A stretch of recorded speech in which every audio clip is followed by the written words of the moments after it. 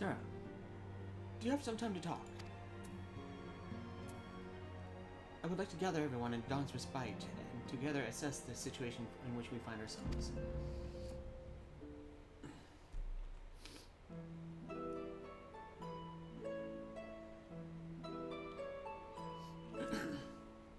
Let us take stock of the facts, shall we? The crisis at hand began with the sudden appearance of the ominous towers in a multitude of locations throughout the world. We have since learned that said structures were brought into being by an organization known as the Talafroi. The Talafroi's stated purpose is to recreate the final days of aeons past, an apocalyptic event that would result in the destruction of all we hold dear. Already have these towers of theirs been the cause of untold suffering. Countless innocents kidnapped and imprisoned, their faith perverted for primal summonings. And unless we find a way to deal with the corruptive aura surrounding the spires, we can't even get close enough to rescue anyone. Those shielded with the blessing of light seem to be able to resist their being tempered, at least. But after what happened to Ironvolt and Fordola, we need to be very, very careful about how we proceed. Yeah, while these threats close to home are paramount concern, we mustn't lose sight of the situation with Garlemald. As you know, the Talafroi are under the leadership of Haddan and one other delightful fellow, Xenos the Galvus, the Crown Prince and our dear friend. To date, he's reclaimed his old body, murdered Emperor Varus, and plunged Garlemald into an ever-deep pit of chaos. The capital has probably seen the worst of it. A good while there, it saw the bloodiest fighting in the war of succession, but that has since changed in troubling ways.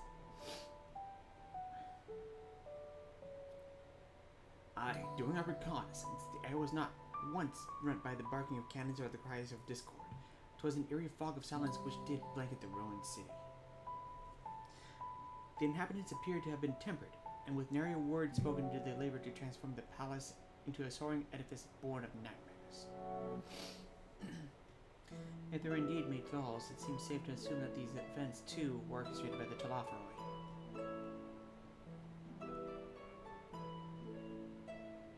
An army of primers is awful enough, but in the light of recent developments, I fear it is only the prelude to an even greater catastrophe.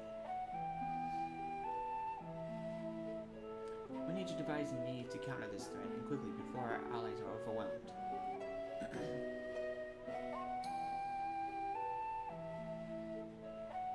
We'll find a way in Sharlayan, I'm sure of it. Master Foshnal's comments regarding the final days were curious to say the least. The Forum knows more than it's letting on. Sorry to interrupt. We just received word from Mrs. Cryle. She says the arrangements for your visit have been finalized. You're to head to Clemson Lemon and board the next ship bound for Charlotte. And on arrival, present yourself as an associate to the students of Valdez, and this is the Order's restoration.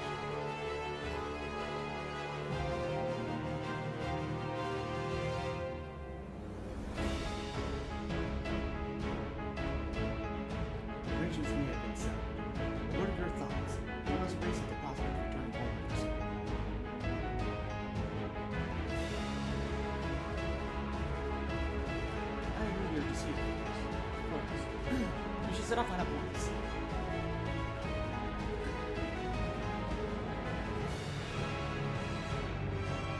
And I'll accompany you to the docks. We need at least one person there to wait and prior and wish you a safe journey.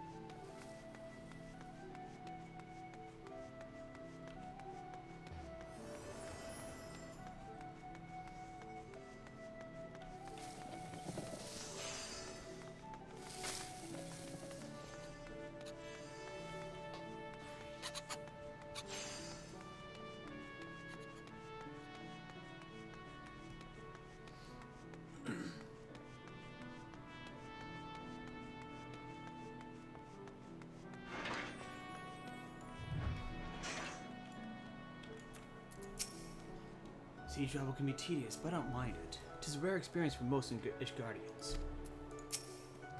I never thought the day would come when I'd be sailing home again. It always seems so very far away. I shudder to think what manner of truth awaiteth us beyond the Indigo Deep. Still more do I dread the prospect of discussions long overdue.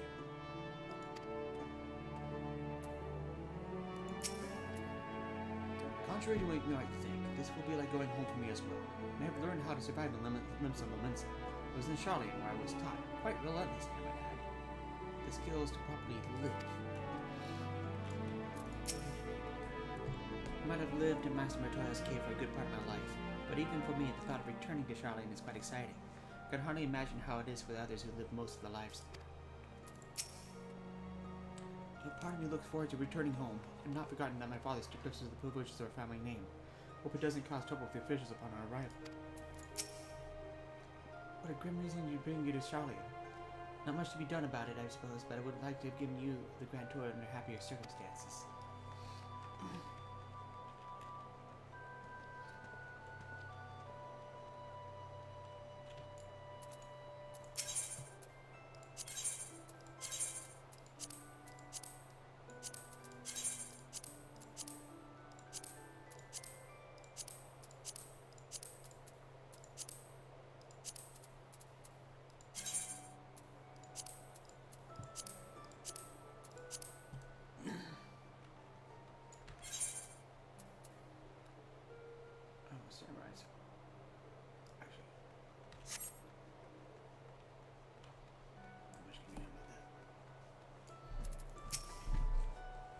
Everyone's here, which is good because I've already paid for your passage and the fee is non-refundable.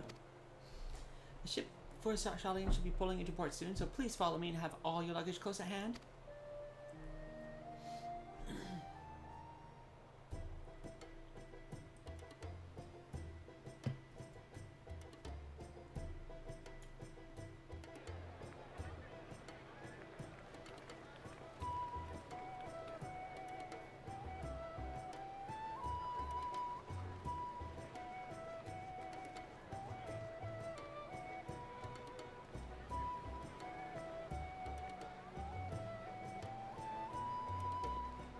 They've almost finished loading our cargo.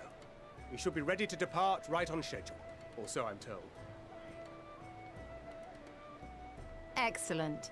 'Tis nice to have a smooth beginning to one's journey, at the very least. It's funny.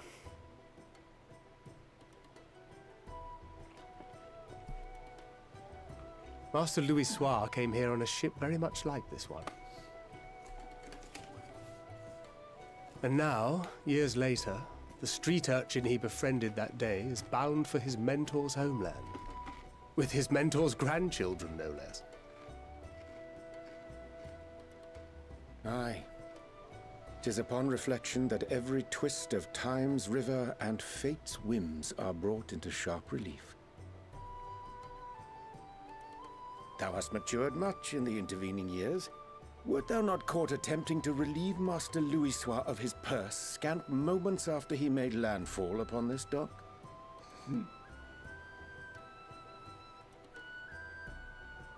Oh, really? Now that's a tale I'd like to hear.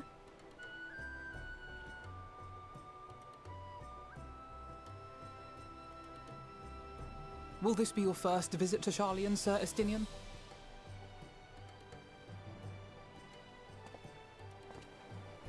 Sir Estinian?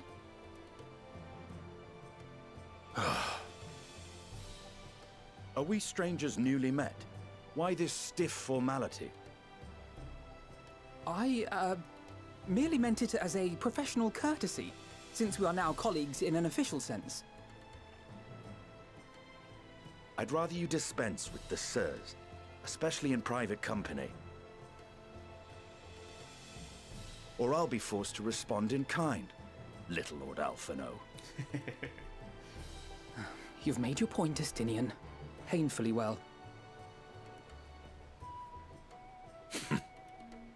Better.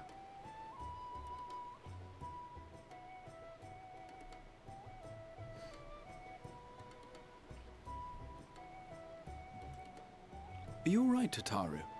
You seem positively distraught. Distraught? Me? Don't be silly. I think it's lovely that they get to see their homeland. It's just, we're trying to thwart the schemes of an army hellbent on destroying the world. And once again, I have to stay behind and worry that this is the last time I'll get to see my friends.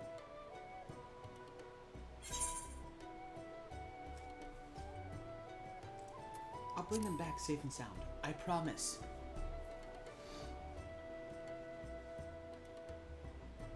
I'll hold you to that.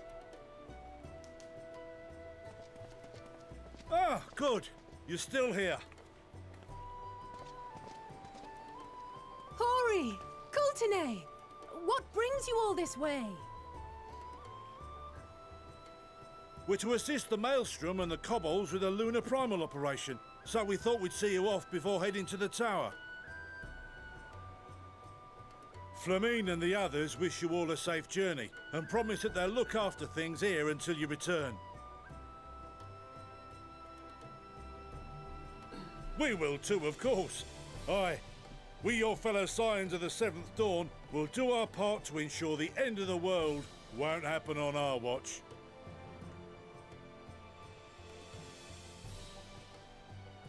We're set to sail! All aboard for Sharlayan!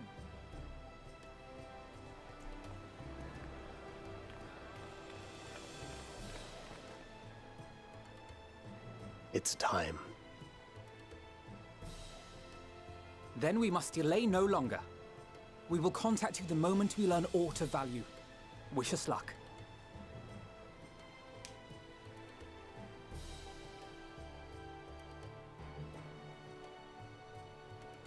Have a safe journey, and please, please, be careful.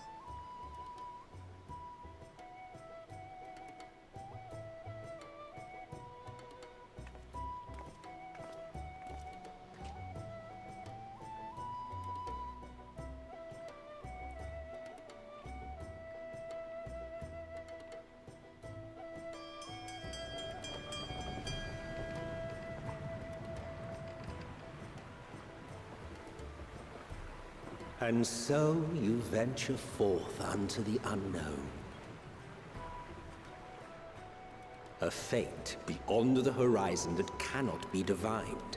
A future undefined and in flux. In uncertain times, naught but the simplest words of wisdom will suffice.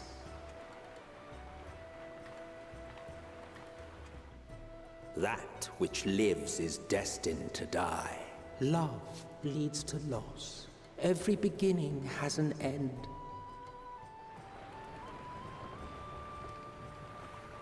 Treasure every moment, every step of your descent.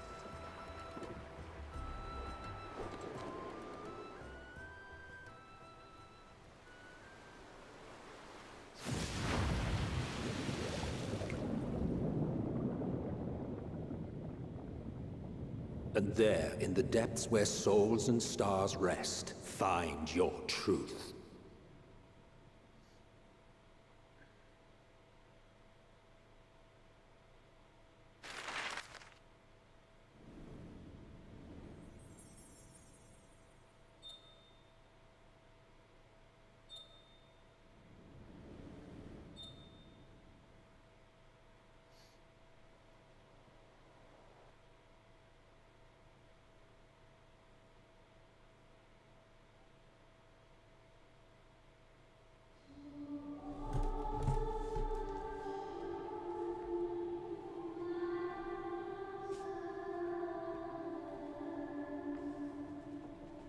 Here.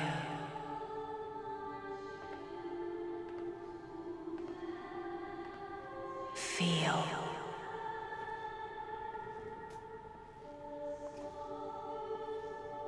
Think.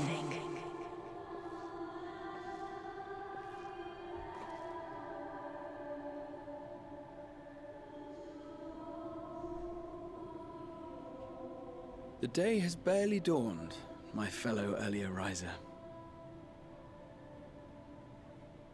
Though we're hardly alone in that.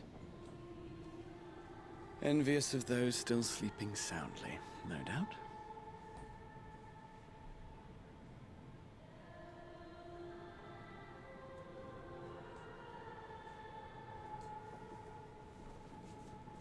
Called out to you, you say? I've heard nothing myself.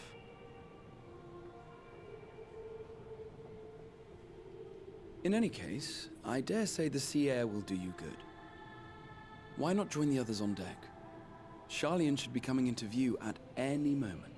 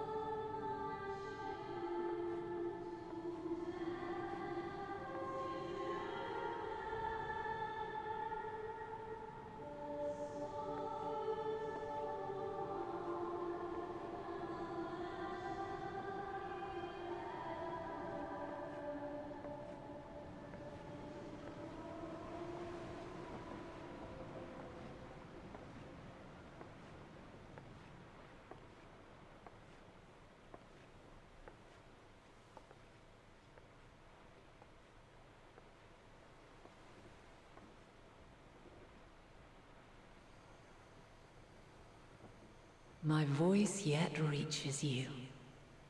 I am glad. Hear, feel, think.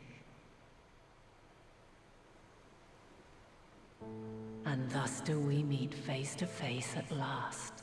My warrior of light, guided by the crystal.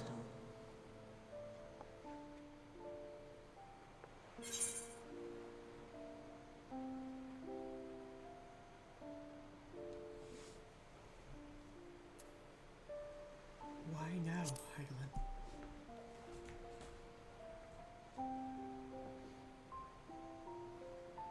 After your sojourn in the First, I believe you have your answer. You have gained an understanding of what I truly am, what Heidelin has always been, a primal.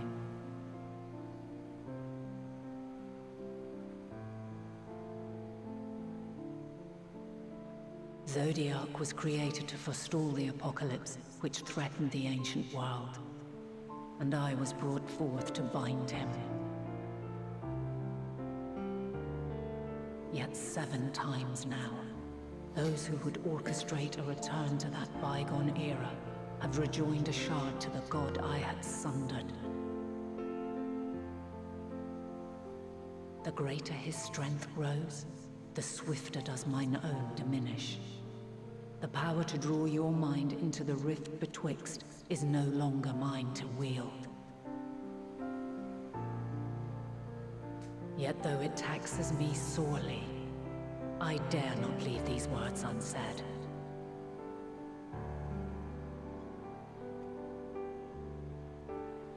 Even bereft of my guidance, you and your companions have accepted the burden of this star's troubled past. A conjunction has begun to form, an intertwining of your time and mine.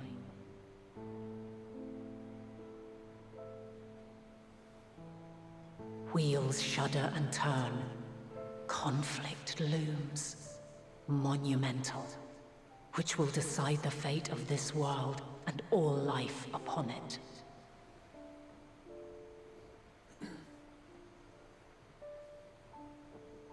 When you truly understand what is at stake, and your journey has prepared you to surmount the insurmountable, then shall I honor the promise made in another time, another age.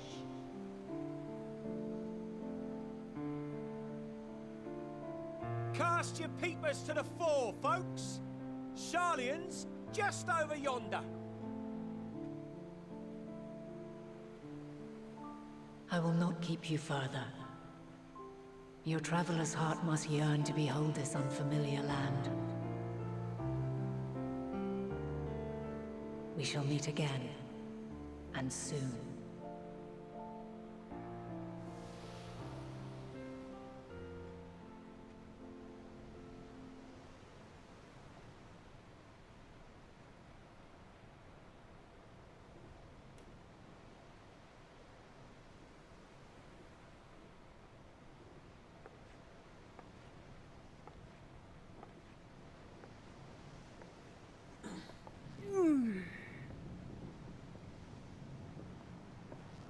Oh, what a fine morning.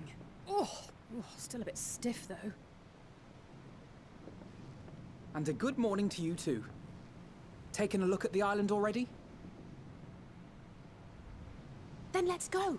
Let's go! Might still be room in the prow if we're lucky.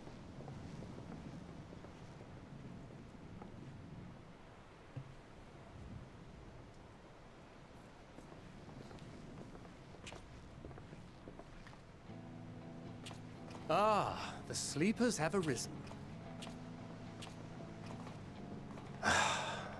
There she is. Good old Sharlayan. Oh, I see it.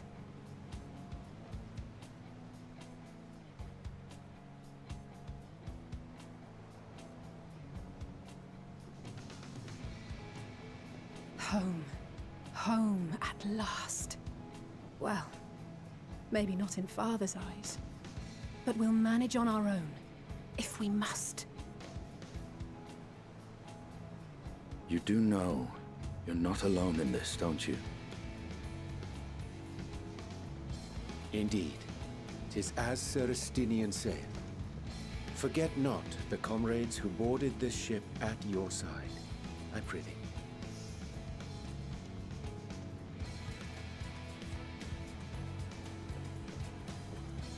Thank you, my friends. We are ever grateful for your steadfast support. Upon arrival, we will be disembarking into the heart of Sharlayan proper.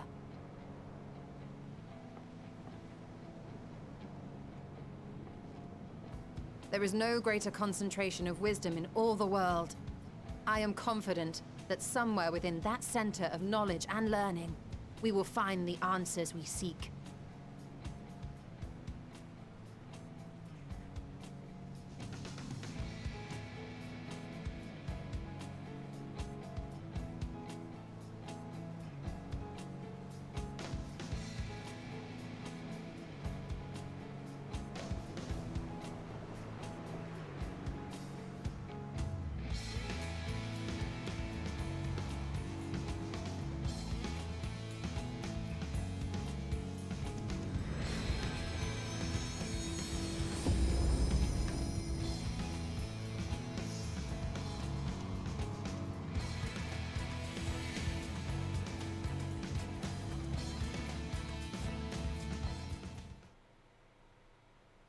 Sharlayan, the solitary island nation of the northern seas.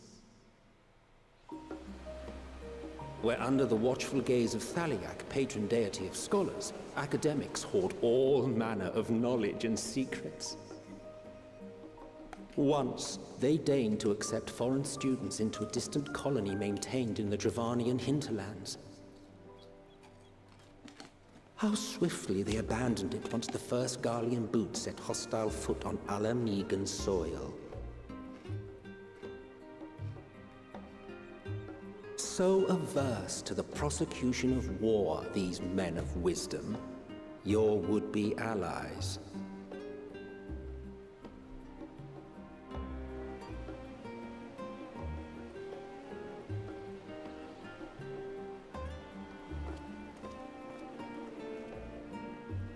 I thought they'd never let us off the ship. What's next, then? Entry applications? Hopefully they find no cause to deny us.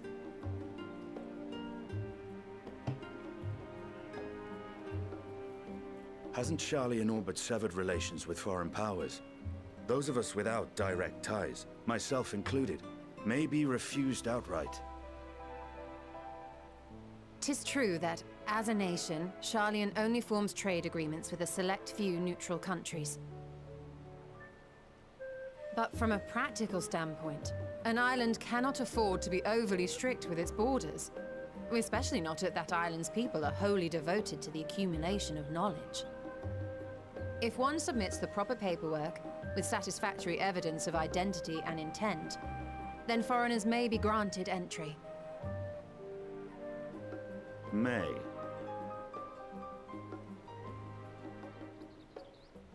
Quite.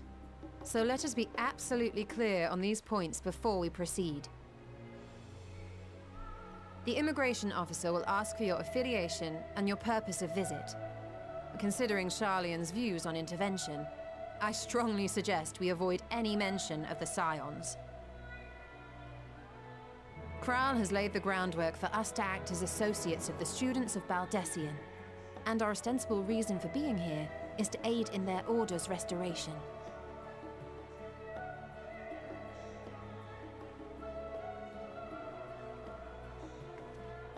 Grahatir, it might expedite our progress should an actual student be seen at the head of our little group.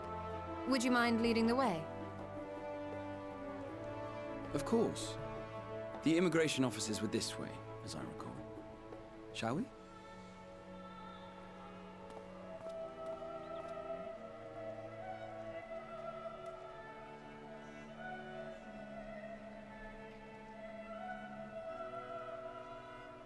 Greetings. We've just arrived and are eager to make our way into the city. Would you be so kind as to process our entry applications? Certainly. I see by your mark you are an Archon. I am. Grahatir of the Students of Baldessian at your service. I was assigned to an Eorzean survey team, but have returned to assist with the reformation of my order. My associates here will provide additional support.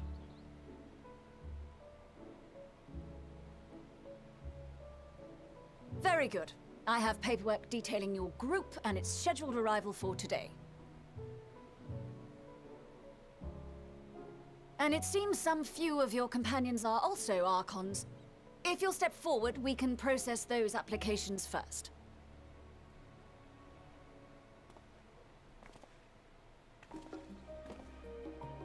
Ishtola rule.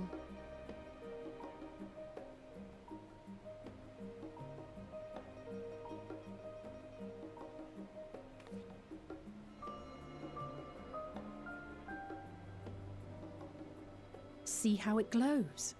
That list is etherically linked with the citizen registry kept in the main repository.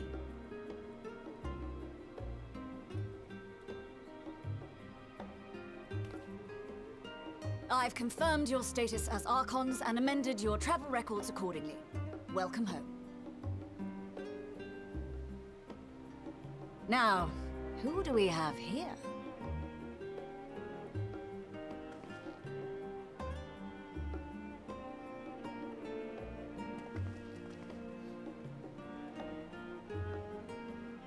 Alphino Leveilleur. And Alizé Leveilleur.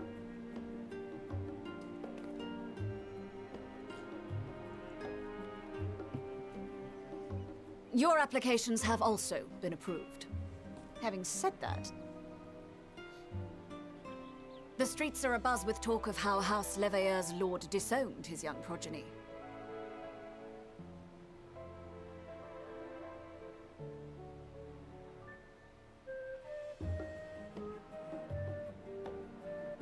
And while such personal circumstances constitute no reason to deny you entry, I urge you to avoid exacerbating your present situation. Times are quite troubled enough already.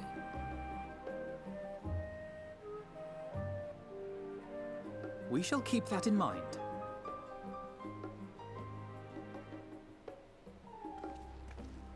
These last two are not Sharlayan natives, but you will find their credentials are in order. An application was made in advance.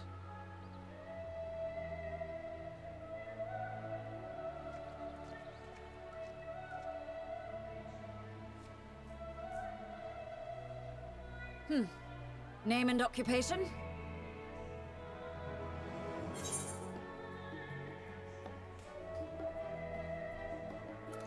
Sarah Eaton, adventurer by trade.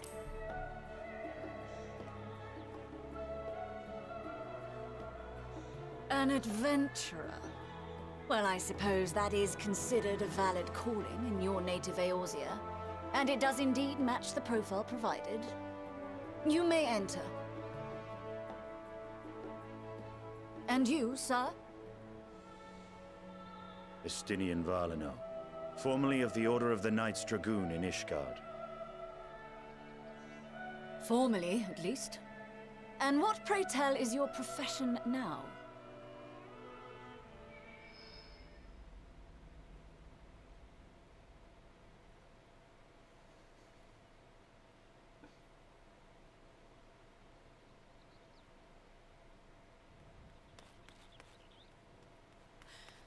If you'll allow me...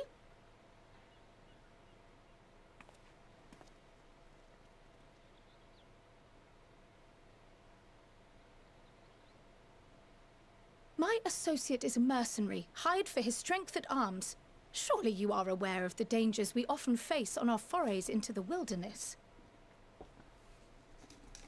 Mistress Baldessian, if you insist on sponsoring his entry, then so be it. But while I appreciate that desperate times call for desperate measures, I find your choice of company concerning. Be advised that even a single misstep may have severe repercussions for your organization. I have every confidence in my chosen company, dear and trusted comrades that they are. But I thank you for your concern.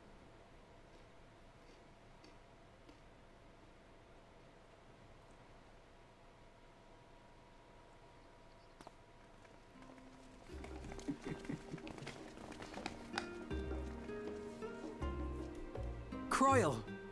It is good to see you. Likewise. Long voyage notwithstanding, you will seem none the worse for wear. There is much to discuss, but this is hardly the place. Let's be on our way, shall we?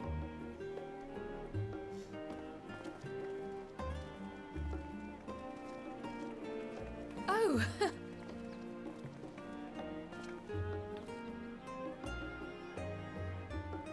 Welcome, friends, to Sharlayan. As your mercenary, I should hope my welcome includes a generous salary.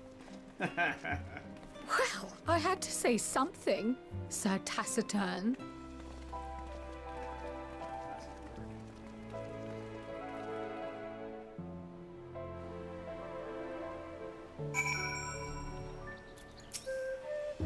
I am unaccustomed to fabricating lies in a manner. Why should it matter how I live? That was about as awkward as expected. Still, we're here now. That's all that matters.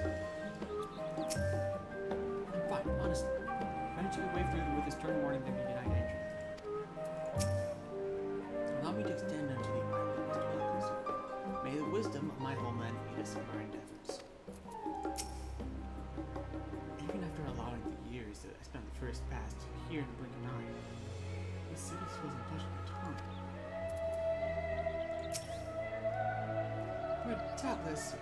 You are doubtless eager to take in the sights. Not to worry, sir. The city is not like to vanish before we finish our discussion.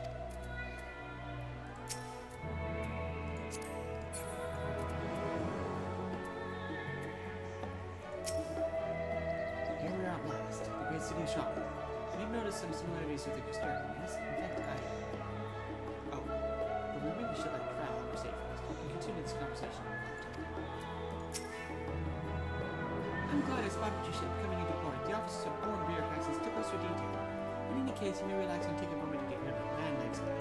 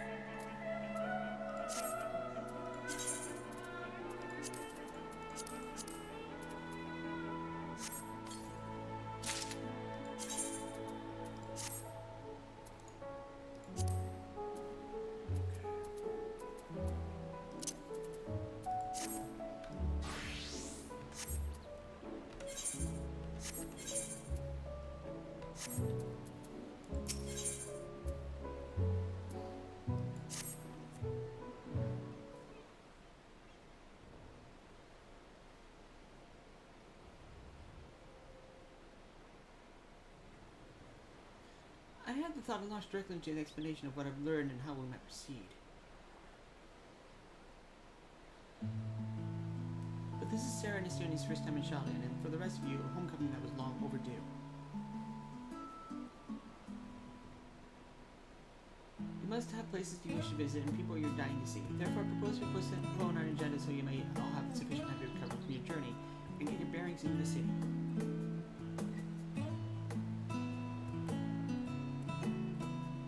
Once you've settled in, we can reconvene at the Valdesian Annex. How does that sound? This is a fine suggestion. We might not be welcome at the Levier estate as such, but I should like to nose around the neighborhood all the same.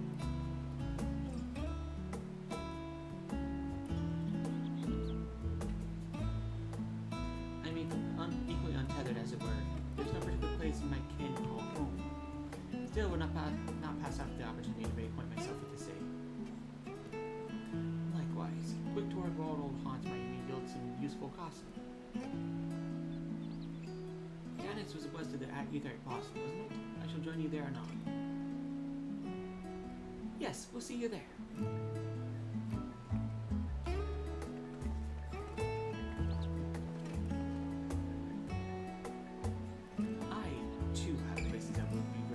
Visiting for by that.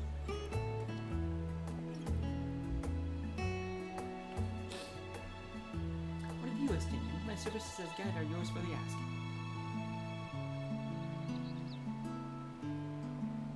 That won't be necessary. Till we reconvene, I prefer to wander as the wind takes me. But I could. Oh.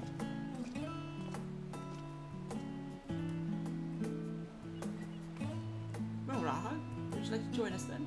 Been gone for quite a while, and this would be a perfect way to refresh those dusty old memories of yours.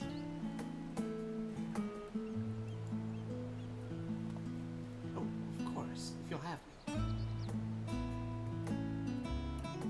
Come, Sarah, Sharlayan.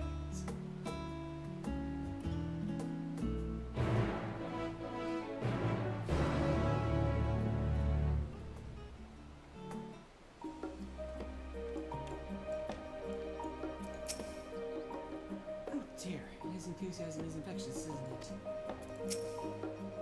After you, my friend. I am more than content to follow your lead.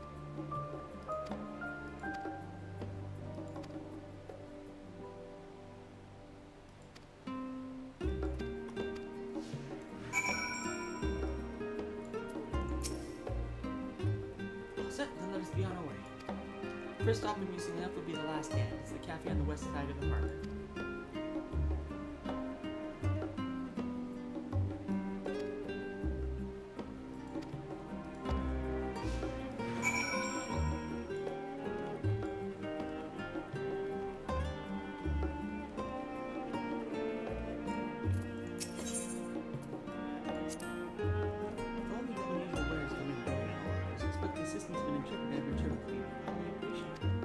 Reason why you couldn't undertake any task which pique your interest. You've been cleared by the immigration officials.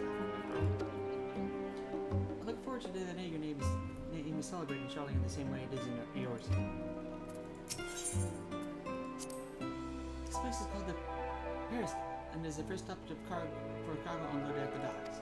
You find the usual necessities of daily living and other imports vital to running an island nation, but also supplies of further Sharlayan's pursuit of knowledge, namely large quantities of books, specimens, and samples. Sorting these stacks certainly seems to keep the attendants busy.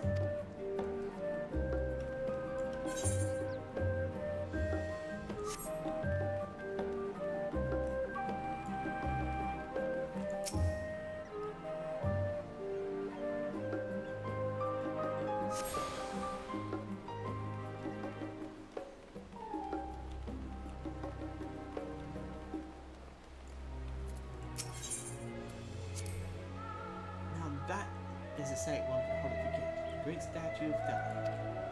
As a student of Valdesian, I was usually quartered on this Isle of Val. I would gaze upon the scholar's wise features every time I returned here. I should get a seat. This path leading out to the sea is known as the Thalian Stone, named for the statue of the scholar which stands at its end. As you know, the Sharlayan people prize the accumulation of wisdom above all else. Thus, when Thalek was chosen as a patron deity, it was more of a matter of pragmatism and belief. Alignment of principles necessary. We may have honored him with another impressive sculpture, yes, but our faith is not so restrictive as that of, say, Bush Guardians. Individual Sharlayans can and do worship the divinities of their choosing.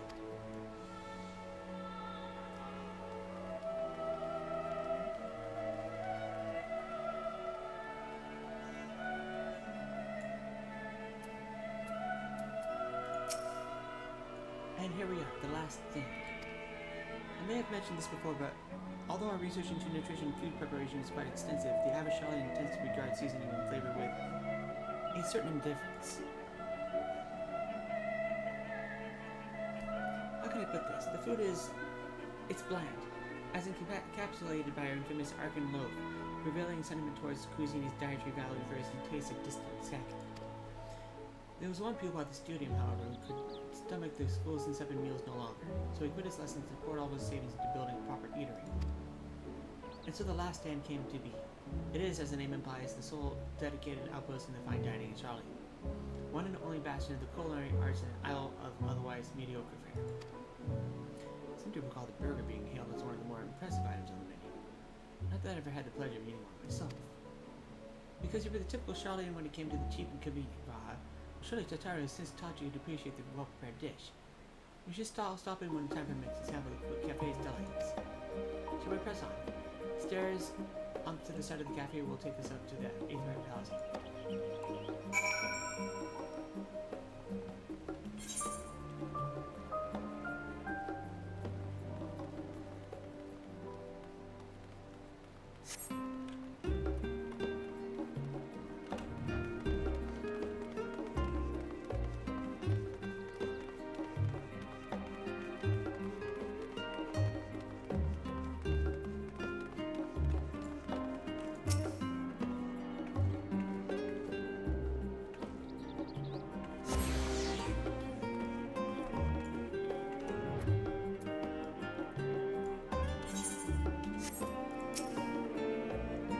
Shape, isn't it? I assure you, however, this is perfectly functioning Aetherite. Remember to tune yourself before we move on. Now, being the diligent tour guide I am, I should make mention of the conference. The research facility located on this very plaza. Its much vaunted data discovers that the recent Sharlayan stands at the forefront of teleportation technology. In deciphering the underlying principles of elegant Aetherites, it allowed us to understand and reconstruct what was essentially a lost art. And off we go to the next destination. Our path leads northeast to the Agora, Sharlayan's largest marketplace.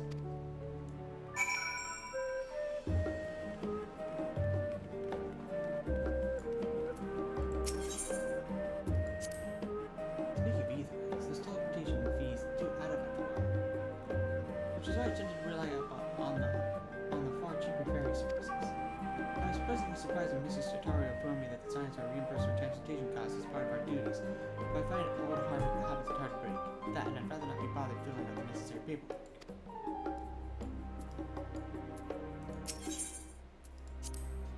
That's the entrance to the conference. I have no doubt the expertise approved Wiswa at some point, so I suggest you remember their way here.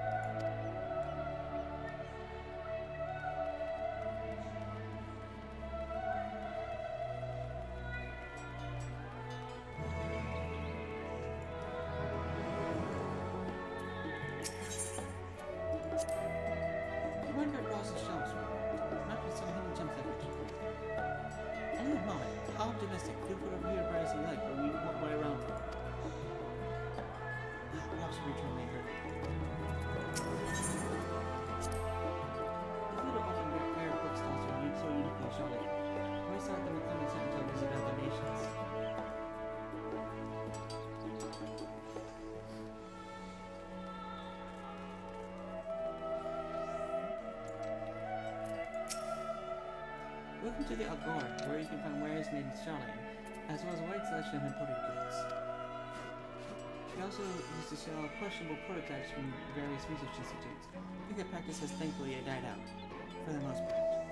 Otherwise, I can think of no better place to stock up on your next big adventure. Am I overselling it? On a more serious note, the next step on our tour is one which has particular relevance for our ultimate purpose. When I set back to do the Aetherite Palace, I followed the path north and climbed up the stairs to the imposing building at the very top.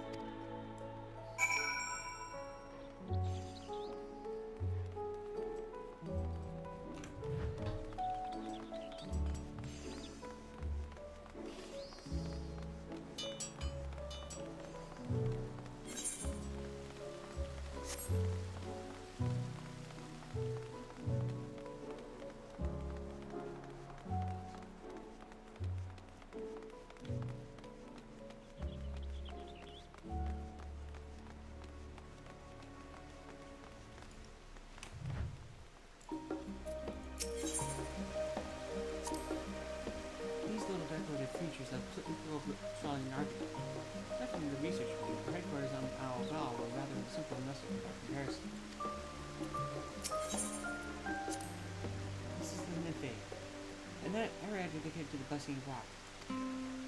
For Sharlayans, water represents more than life-sustaining liquid. So a reminder of the great flood which precipitated the birth of our nation, as well as a symbol of the knowledge which flows through the darkness to find pure. This is the reason why you see an abundance of floatings throughout the city, and a propensity for utilizing water to actively feature in our architecture.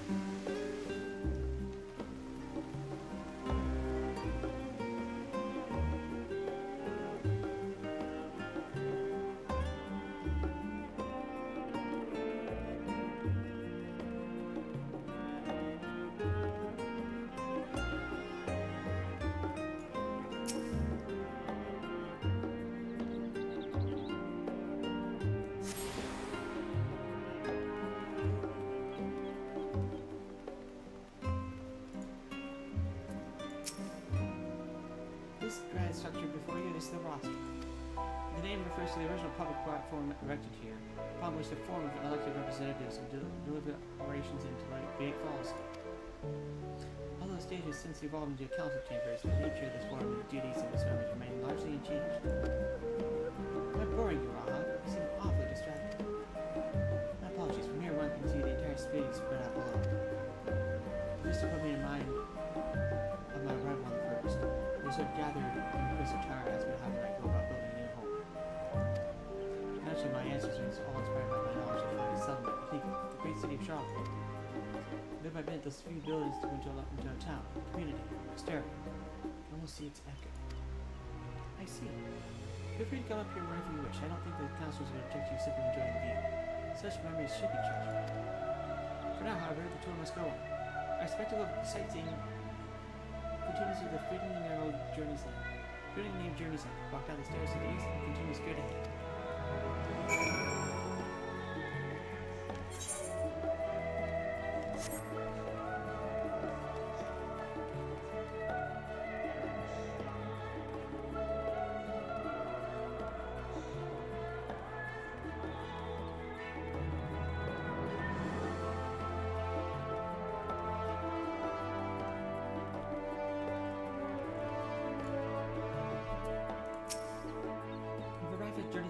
History tells us this was where those who put ashore with Arkan Youngcraft built their first homes.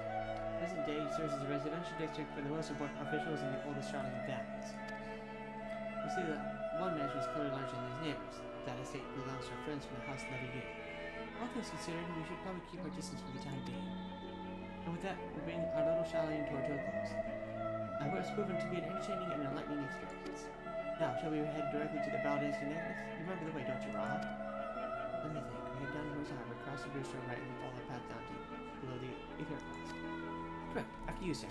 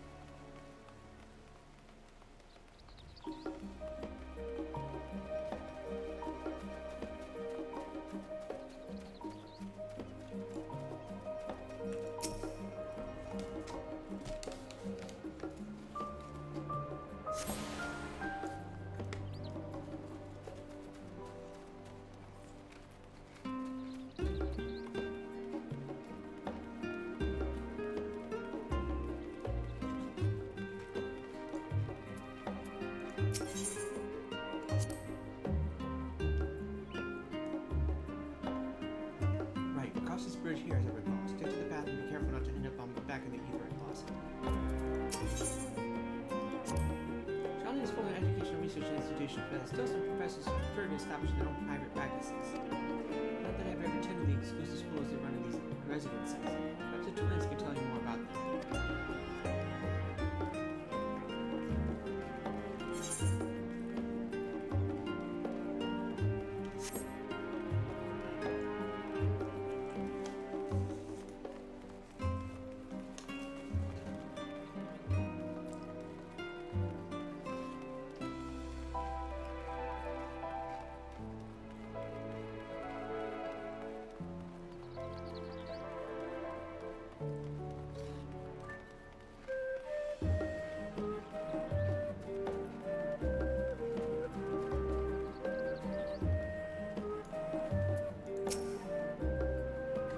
As the joyous look on Raha's face has undoubtedly informed you, this is the Valdez Annex. Continue up the hill, you'll arrive at the doorstep of the phenomenon. But I think we're exploring enough for one day. I can take you there another time. Inside with you then.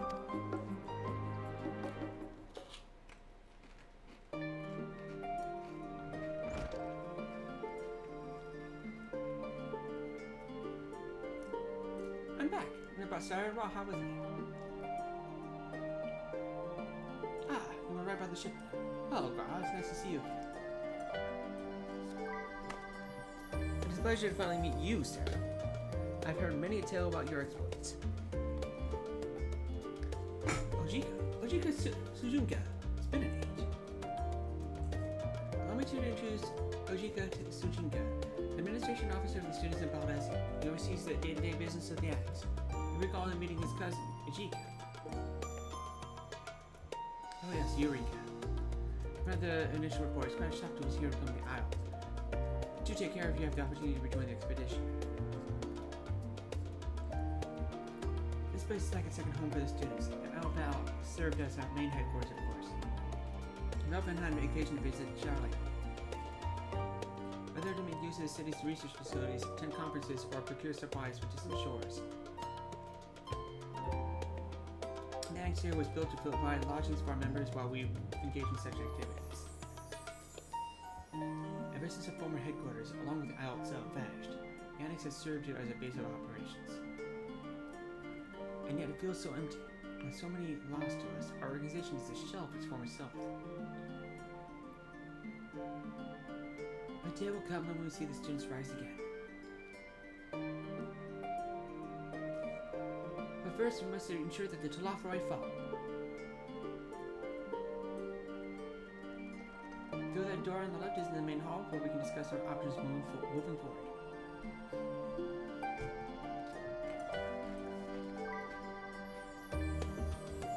Once everyone arrives, that is. Probably have time to rest you before your discussions begin in earnest.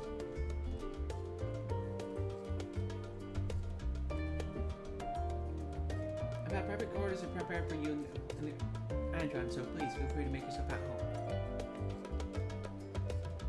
Ah, the nap rooms. Bradford for naps and news. Oh, I didn't mean to give you the wrong impression. The chambers are quite well appointed. Far more so than the cheap roadside inn, you may be assured.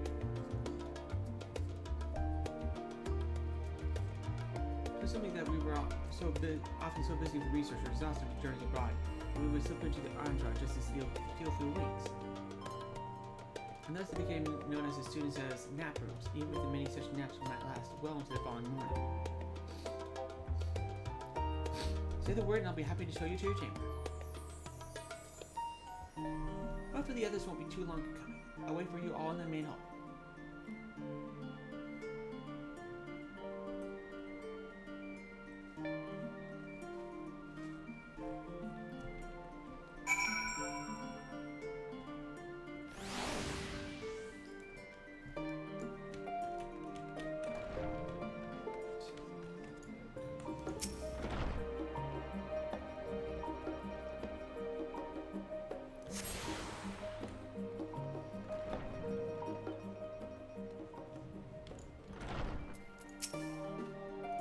Papers pasted on the walls of your room.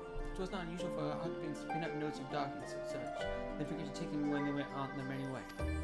Sometimes it's quite deliberate, though. It might be complaints and trust to other members, or a thank you card for the engrossing literature that someone left behind. I love traditions. I should know better than to dwell on. For to create a future of the students of Valdesian and so many others, we must do the days ahead.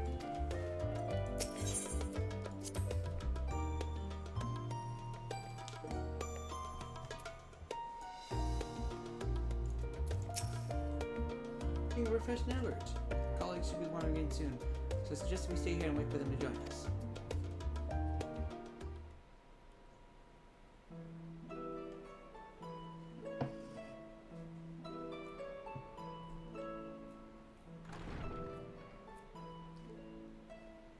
Pray forgive me.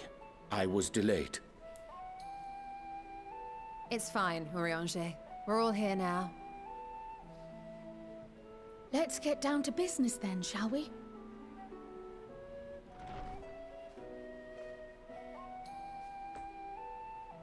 Come what may, we must prevent the Telophoroi's plans from coming to fruition. At present, I see two paths for gathering the information which may aid us in achieving that goal. The first involves an investigation into the change which has come over Sharlayan, not to mention the recent inscrutable behavior of the Forum. As most of you know, the 99 members of the Forum are elected from the general populace. This alone guarantees a plethora of opinion with regards to foreign policy. The bibliotheques, for example, are a group of conservatives which would have Sharlayan focus on recording history, while remaining entirely uninvolved in the making of it. And at the other extreme, we have advocates for proactive diplomacy and direct intervention. My grandfather Galef was one such member, as was Archon Louisois. Yet despite our diverse factions and philosophies, the recent vote to deny Eorzea's request for assistance was unanimous. Even more concerning was the fact that many cited other, more pressing duties as justification for their recalcitrance. Fortuno's refusal in Gridania had those same undertones. 'Twas as if, having stared unblinking into the face of impending doom, he had simply turned away to pursue something more important. But what could that possibly be? A mystery indeed, and one which I ask for your help to solve. Our future may depend on it. As for our second potential path, it concerns a request made directly to the students of Baldessian.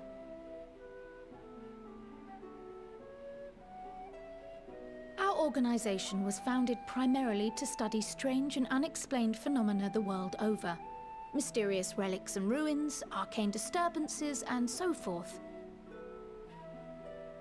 Compared to our more isolationist Sharlayan colleagues, we have strong connections overseas, namely with scholars and academics who share our passion for the unknown.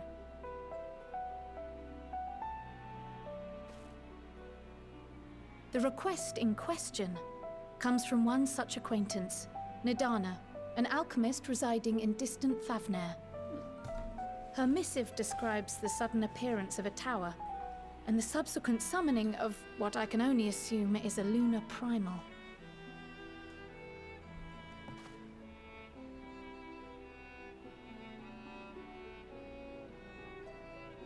In response to this threat, the Satrap of Radzat-Han, the individual who governs the city-state, has instructed the alchemists to find a means to deal with the spire.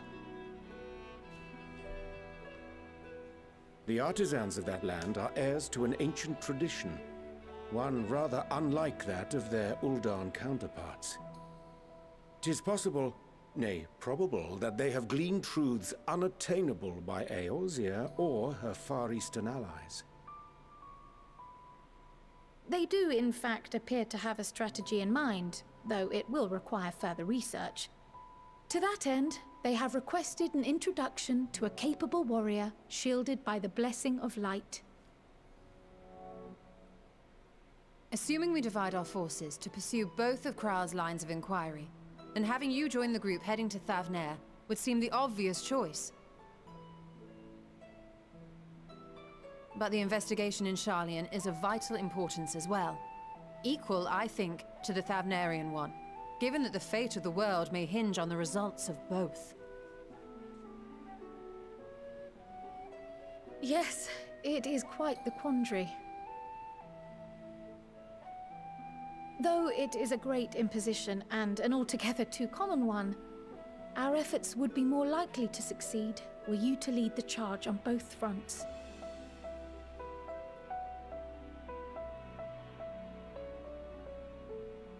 You are indeed our champion. As to which task to tackle first, we will defer to your decision. Let us next decide how everyone else might best be assigned. As for myself, I shall continue what I've begun in Sharlayan. I should also like to steal the services of an Archon or two. And thereby gain access to a greater range of reading material. I will help with that. Allow me to offer my assistance. I have some small amount of experience in the field of research.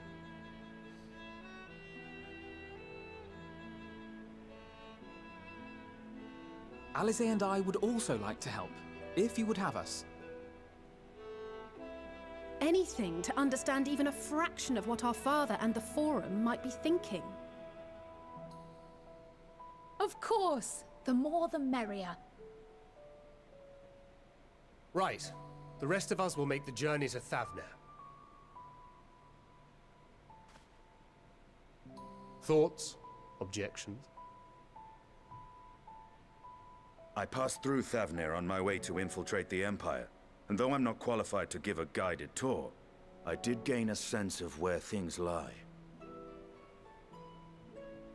I'll be happy to have you along then. So for this group, it will be you, me, and Urianger. Give me a moment afterwards, and I'll supply you with all the details of Nadana's request. Consider this hall our rendezvous point once our respective tasks are complete. May our investigations prove fruitful.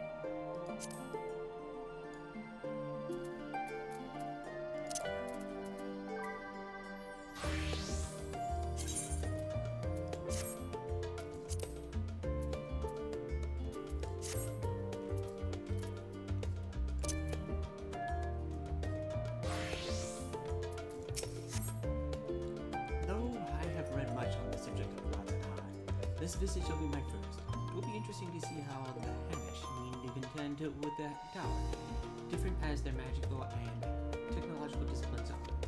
It goes back to that. I know earlier would have considered more suitable attire.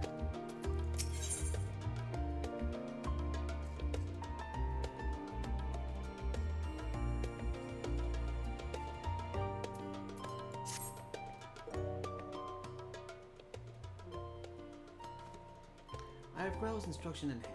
If you're ready to set out, then it's our open. Having been to Thavner before, I can travel by Aetherite. But where are the rest of you? Another sea voyage would waste time we do not have.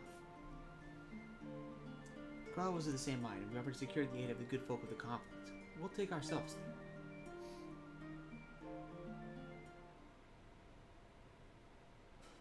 The Confluence, thou sayest. I'm afraid so, my friend.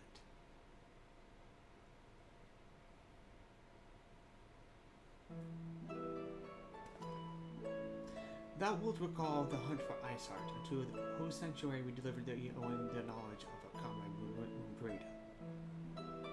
Moonbreda was an authority on archaeology, and a field of study she did embark upon in pursuit of her parents' example. Both are authorities in their own right, and both are researchers at the conference. Haven't you gone to see them?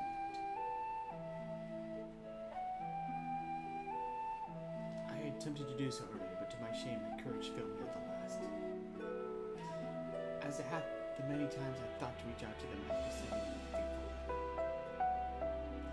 Neither time nor introspection hath revealed unto me the words I should speak, and thus I have kept my silence. Whether you come with us or no is your choice and yours alone. If it is too difficult, we'll manage. Thou art kind to say so, but I have no intention of forsaking our cause. I shall go to the conference and shall face which hath long been overdue. If it's settled, then let's be off. When we arrive, we should look for a researcher named Kent. Or Kitty.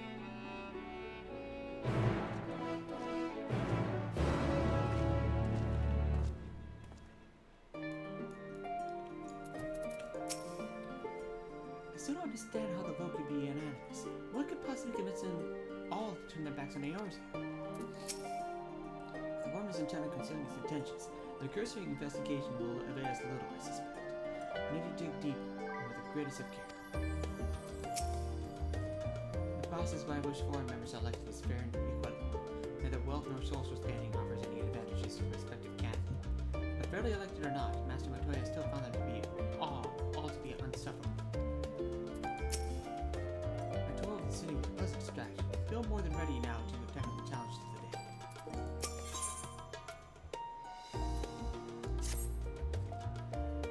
An unsettling change has come over Sharlayan, but together we will divine the underlying cause of the forest causes. As I mentioned before, however, questioning the counselors directly is a fruitless endeavor.